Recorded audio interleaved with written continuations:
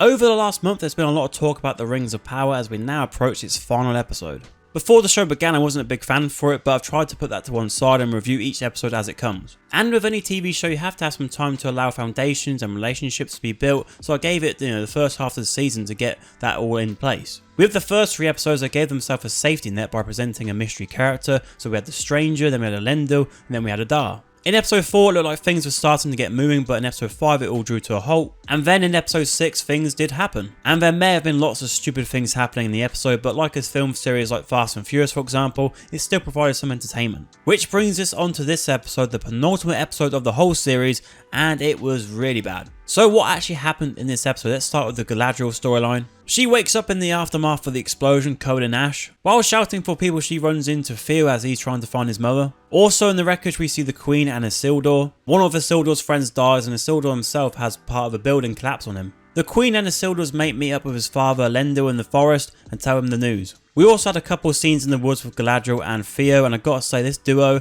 this didn't really work for me at all. I mean, they had a couple of conversations, she opened up to him for some reason and said about her husband Celeborn, and I'm guessing with that name drop we might see him in the finale. Maybe he'll just appear at the end, like a mystery sort of character. I mean, they love doing that, don't they? Also, while in the woods we see that the Queen has lost her sight, so yeah, not so great for her. Later we have a scene revolving around Isildur's horse as he clearly knows something they don't know. He's agitated, and I've got to say it was a great performance. I mean, Beric the horse, MVH of the episode. Theo reunites with his mother Bronwyn and also Arondir. Galadriel goes up to speak to the Queen, and the Queen speaks with much certainty that Numenor will return. Elendil turns his back and starts crying, and it wasn't good.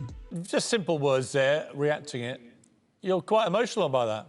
Galadriel then learns from Bronwyn that Halbrand is alive, and I couldn't believe it took her this long to find out about Halbrand being alive. I mean, Halbrand was the first person she called out to in the aftermath of the volcano eruption, but for some reason she didn't think to ask anyone else when she got there. Anyway, she goes down to see Halbrand and he's not in a great shape and needs some elvish medicine. So they get on some horses and off they go. The conclusion of this storyline involves Waldrick asking Adar what they're going to call the Southlands now, and the answer comes via text on the screen where the Southlands gets changed into Mordor. And this scene demonstrates well how the show takes its time to tell one little thing and build a whole scene around it. Hopping over now to the Harfoots, and they come across a place which has been affected by the volcano eruption. The stranger dude touches up a tree and one of the branches falls off onto Dilly and Nori. After a talk with Sadok, the stranger goes on his merry way, but before he goes, Nori gives him an apple. The stranger must have pissed on the tree before he left because the worshipping group led by the really angry person find the tree. Nori points them in the right direction, but then they approach her. Her father waves some fire in front of them and the angry person takes that fire and blows it onto their camp. To the following morning, and the Harfoots are pretty down and depressed after seeing all their things burnt. Nori wants to go out and warn the stranger about the incoming threat, but unfortunately for her, the bad news continues as Lenny Henry and a couple join her on that venture. And so we move on to the final storyline of the episode, and that is, of course, Elrond and Prince Durin's one.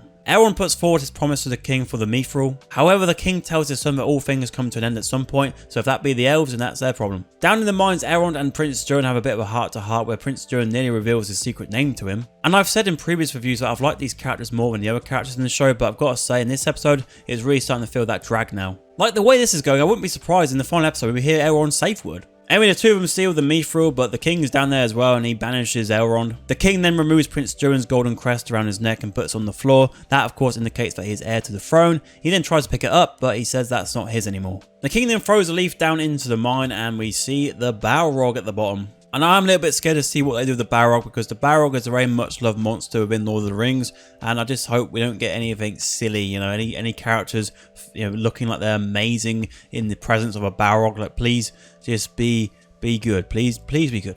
So yeah, as a penultimate episode for the series, we didn't really get that much at all. I mean, the Galadriel storyline was a bit meh. The Elrond one, we got the the Balrog was the key thing at the end there, and then with the Harfoots, and we had him leave, and then they had the people join and burn the place, and they went to go and find the guy who left. So it's just like, yeah, not really much happened. And as it stands, I gave the show a chance, but now it's supposed to deliver, and it's not doing any of that at all. And I got to admit, it feels like a lot of a waste of time with many of the scenes in the show, because when it comes to the characters, if they die in the finale, I'm not really going to care that much. Like, if they die, I'll probably be like, oh bollocks, they're gone. Well, anyway. And to be honest, it's sad really, because I love The Lord of the Rings, but I understand the hate because the show is just not up to standard. But that's just my opinion. Let me know your thoughts in the comments below. And if you want to keep with the fantasy content, on screen right now is our review for House of the Dragon Episode 7.